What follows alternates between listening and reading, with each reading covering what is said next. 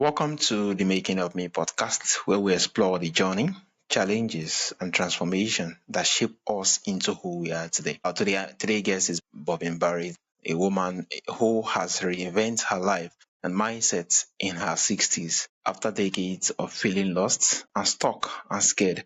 Bobby has stepped fully into her authentic self, sharing lessons about courage, emotional intelligence, resilience, and the power of embracing change. Bobby, it's really a pleasure having you on the show. Hello, Arrow. What a delight to be here. I am speaking to you from Australia. I'm in Queensland and it's summer, middle of summer, and it's Yeah. hot and I love it. Bobby, what were some of the challenges that shape you into who you are today? Oh, well, many, so I'm a trans woman and I've changed everything in my life and I've moved from, and away from, things, the parts of my life that, were not like not the identity that I wanted to live, towards who I am today, who is so powerful, so happy, so fulfilled, and so very, very free.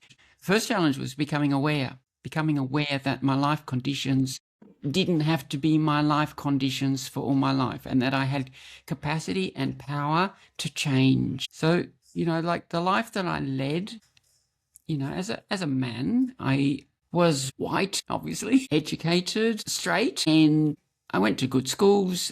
My life could have looked fabulous. It could have and did look fabulous to people on the outside. But to me, on the inside, I was desperately unhappy, especially later. I look back on my life and it's really interesting from the perspective of time, at who I was and how I behaved and why.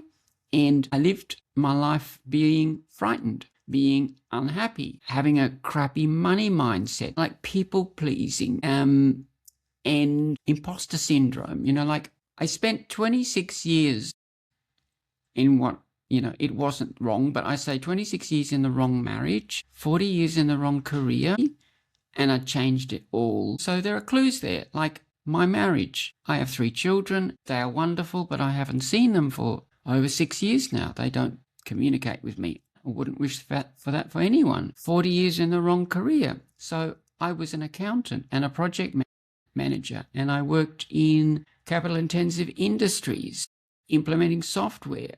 But I could count the good days on one hand. And then 59 years in the wrong body, which I didn't realize until in my late 40s or 50 or something. And I'm thinking, this is not right.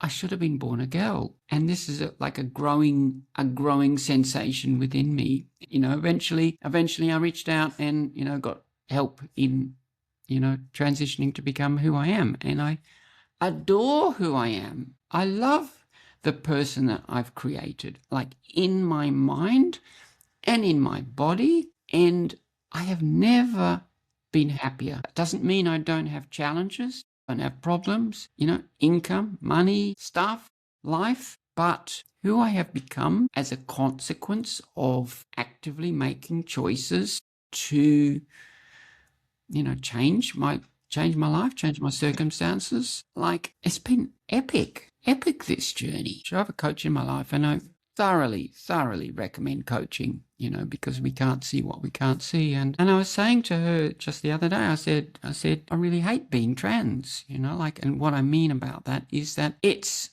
a really tough gig. It's a tough journey, and I wish it weren't mine.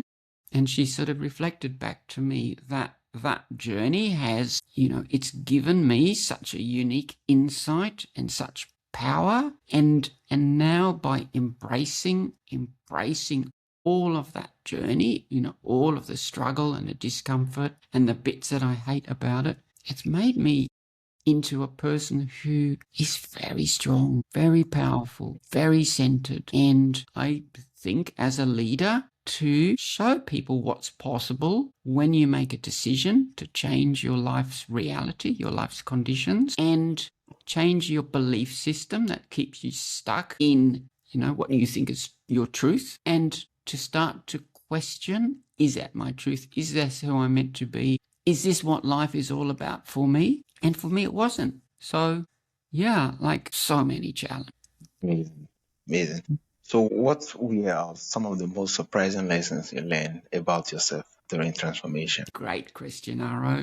I've learnt to accept myself. I've learnt to embrace my womanhood, to be solid on my identity. I've learnt that it's possible to change everything with decision, with commitment, with action. I've learnt that so much of who we are is made up by the stories we tell ourselves, the meanings that we give to our stories, the conditioning that we can't help but to absorb from society and from the media and from teachers and our childhood and all of that stuff. I think the most profound part of this is the awareness that the life that I lead can be changed, and that I am making decisions that keep me, stuck in this particular reality, or I can make decisions that can change everything.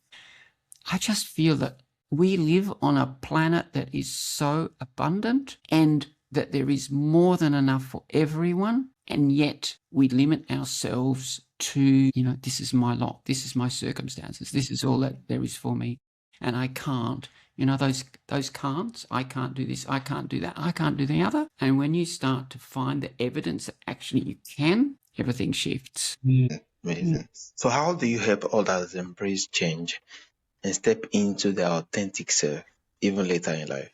So I'm a coach and I have coaching qualifications, but I come to realize that all of my life I've been a coach not because I know the answers for people, but because I know the questions. And that is the key, to be asking quality questions and helping people to reflect, recognize, contemplate their own life, their own reality. Like for example, I've given you a link to put in the show notes for a guide that I produced called How to Feel Alive Again. This is the kind of self-reflective practice of going within ourselves. Who are we? What do we want? What is my purpose? Like if you asked your 80, 90, 100-year-old self, like what kind of life they would like Bobbi to have led, or my 20-year-old self, what kind of life they would like me to live. These kinds of perspectives are really powerful in helping us become aware of what's important. It's this awareness piece. It's this conditioning, these boxes that I call them boxes. You can call them prison cells. You could call it safety. You could call it whatever you like. But there are all these constraints about what life is for us. And there are so many invisible forces that keep us in a set of beliefs, a set of rules, a set of how things have to be. So I'm a trans woman, and there are people who think that I shouldn't exist because they have a worldview that says that's wrong, and when you start to question those worldviews and ask, where did it come from? Was it yours? Did you inherit it from someone? Is it from your community? Only then can you start to create your own authentic truth. It's a constant process of questioning. Amazing. So how do your perspective on fear, uncertainty, and failure evolve through your journey? I've come to understand that the journey of being a human is a journey of the emotions. So I lived for 60 years as a man with a male tradition in my society. So I'm in Australia, so it's like white Anglo-Saxon sort of Western culture, so this may not be universal, but I lived in a culture of needing to be strong, needing to provide, not being able to show my emotions particularly, and, keeping things suppressed like that, the emotional side of my life. And then now I live in amongst women, totally, almost every one of my friends and people I associate with are women, but not just any women, but really evolved and emotionally attuned and regulated women. And it has been and through my coaching training, like it's shown me what it looks like to be vulnerable, to be aware of the emotions that are running through my body, because I've always been in my head